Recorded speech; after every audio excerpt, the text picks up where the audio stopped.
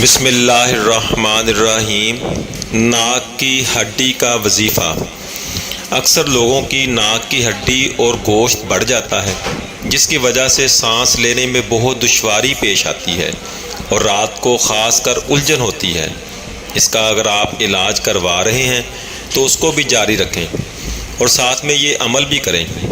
آپ علاج کے ساتھ ساتھ یہ وظیفہ بھی کریں، انشاءاللہ ناک کی ہڈی اور بڑا ہوا گوشت آہستہ آہستہ ٹھیک ہو جائے گا اور آپ بالکل ٹھیک اور تندرست ہو جائیں گے، اور اللہ کے فضل و کرم سے آپ کو آپریشن کی ضرورت بھی نہیں پڑے گی انشاءاللہ۔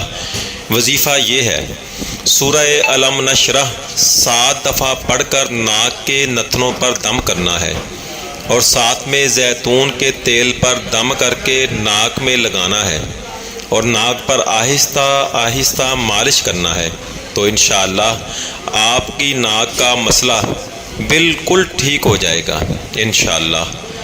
دعاؤں میں یاد رکھیں۔ اللہ حافظ۔